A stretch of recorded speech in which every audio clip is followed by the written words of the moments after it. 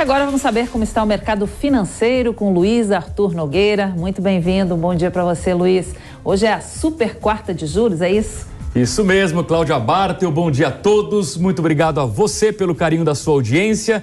Está no ar o mercado financeiro, sempre com as principais notícias da economia, do mundo das finanças, nesta super quarta-feira, na política, com eleição na Câmara, eleição no Senado, e na economia, com juros do Copom aqui no Brasil e do Fed lá nos Estados Unidos. De forma resumida, como é que é a situação no Fed? O Fed vinha levando juros no ano passado no ritmo de 0,75 ponto percentual por reunião, reduziu em dezembro para meio ponto e agora o mercado está animado, achando que vai reduzir ainda mais o ritmo de alta para 0,25 ponto percentual. A gente vai descobrir hoje às 4 da tarde, pelo horário de Brasília. Um pouquinho mais tarde, por volta de 6h30 da tarde, o nosso Copom, Comitê de Política Monetária do Banco Central, vai definir se muda ou não a taxa básica de juros, a Selic, atualmente em 13,75% ao ano. A expectativa é de que não haja nenhuma alteração. Aliás, nós preparamos um gráfico aqui para mostrar o quanto mudou a taxa de juros desde o auge da pandemia. Vamos para o telão aqui. Repare que em 2020... Quem nos acompanha por imagem na Panflix e também no YouTube, olha só, a Selic caiu para 2%, o menor patamar da história. Claro que a inflação subiu no Brasil e no mundo inteiro. O Banco Central começou ainda em 2021, aliás, foi o primeiro Banco Central relevante a começar a subir juros no mundo, veio subindo, até chegar no atual patamar de 13,75% ao ano, patamar este que deve ser mantido nesta reunião. Talvez mais importante do que a decisão em si, que já é esperada, é o comunicado que será emitido após a reunião e a ata da semana que vem. Espera-se que haja alguma posição bem rigorosa sobre gastos públicos aqui no Brasil. Banco Central autônomo, então ele tem liberdade de dizer o seguinte: olha, atenção, se não controlarem os gastos públicos, as metas de inflação ficarão inviáveis, consequentemente o Banco Central pode vir a subir juros. Vamos acompanhar a reação do mercado hoje, começando com o índice Bovespa,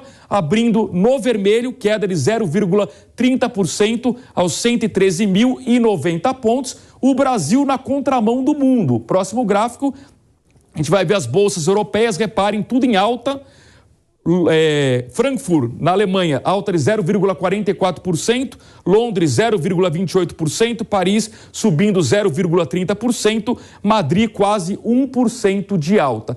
Na Ásia também tudo em alta, Xangai fechou em alta de 0,90%, Tóquio 0,07%, Hong Kong 1,05%. Por que essa alta na Europa e também na Ásia? Por conta dessa expectativa que eu mencionei há pouco de uma redução no ritmo de alta de juros nos Estados Unidos. Quem nos acompanha por imagem também vê as bolsas americanas em alta, mas esse é o fechamento de ontem, porque a abertura no mercado americano será daqui a pouquinho às 11h30 pelo horário de Brasília. O índice futuro das bolsas americanas indicam esses índices uma leve queda, pelo menos na abertura. Por fim, o mercado de câmbio hoje, o dólar caindo bem no Brasil, quase 0,5%, R$ 5,06 é o dólar de novo se aproximando do patamar de R$ 5,00 aqui no Brasil. O euro praticamente estável, R$ 5,52, Bitcoin perdendo 0,23% aos 23.095 dólares. E para a gente comentar essa super quarta-feira dos juros, nós temos um convidado aqui nos estúdios da Jovem Pan News, é o Rodrigo Salvador, ele que é sócio da HCI Invest. Rodrigo Salvador, sócio da HCI Invest. Rodrigo, bom dia, seja bem-vindo, tudo bem? Bom dia, Luiz, bom dia a todos os ouvintes, prazer estar aqui com vocês. Prazer é todo nosso. Rodrigo, qual a sua expectativa para hoje em termos de Fed? Haverá mesmo essa desaceleração e qual a sua expectativa para o Copom? Olha, o mercado todo, uma grande maioria do mercado vê que o Fed vai ter uma redução, né, nessa alta de juros aí, voltando para 0,25 agora. A maior questão, na verdade, é até quando que vai ficar, até onde que vai essa alta e quando que vai começar a reduzir, né? Aqui no Brasil a expectativa também é que se mantenha a taxa nos 13,75 e, de novo, a questão é até quando que essa taxa de 13,75 vai ser mantida, porque até as eleições a expectativa é que a gente começasse a fazer uma redução da Selic a partir do terceiro trimestre. Porém, agora que a gente está vendo aí um excesso de gasto, uma expectativa do fiscal está um pouco mais desbalanceada, como você mesmo falou, pode ser que o Banco Central venha a querer segurar por mais tempo a Selic ou até poder fazer um acréscimo nela, né? Depende muito do que acontecer nos próximos meses. E a gente tem uma sinalização um pouco preocupante, que é o relatório Focus, né? Agora, mês de janeiro, a gente teve praticamente 3 altas na expectativa de inflação, subindo a meta de inflação, ou seja, querendo dizer que a gente vai ter uma situação de gastos, né? Uma situação fiscal um pouco mais apertada no futuro, pelo menos aí nos próximos meses.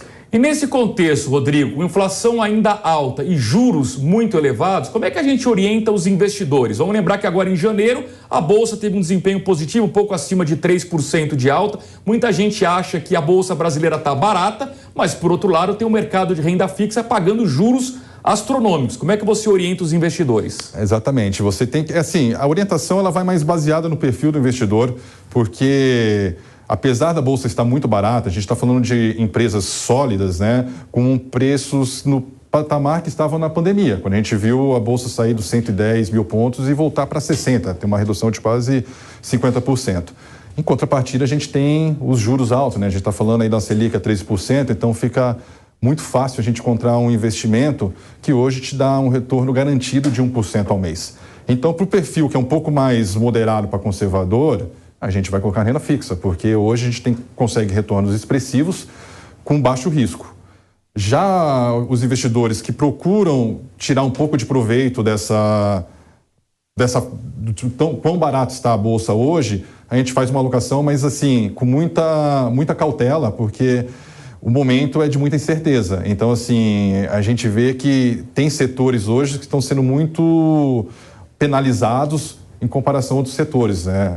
E a Bolsa Brasileira ela é mandatória em empresas de commodities, a gente está falando de Vale, Petrobras e as empresas de banco. Então, a gente tenta concentrar um pouco mais nesses setores ou ir para a renda fixa, que é, como você mesmo falou, a gente está com juros hoje muito interessante, né? Uma taxa muito interessante de retorno. Perfeito. São 11h25. Daqui a pouquinho, aqui no Jornal da Manhã, segunda edição, uma entrevista com a secretária municipal da Cultura, Aline Torres. Não percam, daqui a pouquinho, no Jornal da Manhã, segunda edição, com Cláudia Bartel. Eu já retomo a entrevista com o Rodrigo, eu vou usar o telão novamente para mostrar para vocês que o índice de confiança empresarial caiu. Nos últimos dias, a gente veio mostrando aqui confiança em queda no varejo, confiança em queda nos serviços, confiança em queda na indústria, confiança em queda na construção civil e hoje a Fundação Getúlio Vargas compilou todos esses dados numa única confiança empresarial. Acompanhe aqui no telão como houve uma queda de dezembro para janeiro. Em dezembro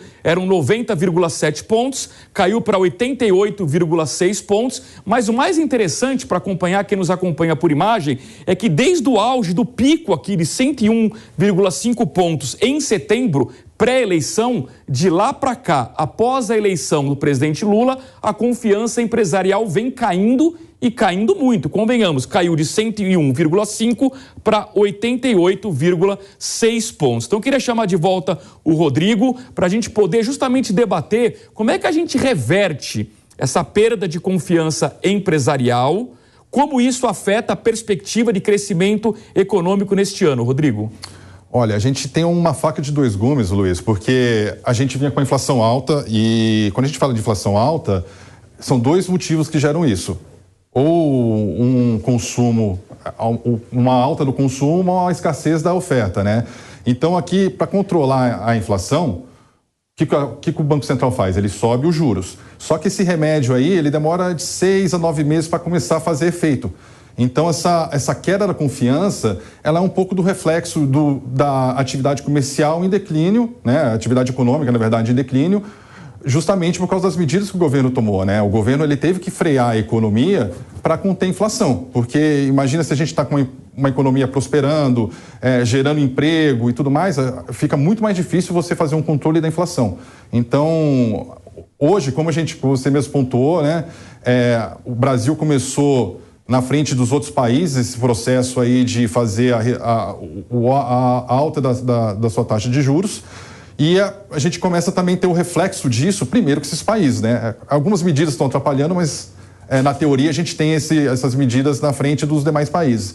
Então, assim, a gente olhar um aumento por exemplo, desemprego, uma queda na confiança na produção industrial, na taxa de serviço, nesses campos, tem não sei se eu poderia dizer positivo, mas tem um efeito benéfico para a nossa economia, porque a gente vinha com uma inflação em alta, né? Então, assim, é uma forma de você controlar isso. Agora tem que ver como é que esse controle tem que ser medido para também você não impactar de uma forma que aí fica difícil você fazer a retomada.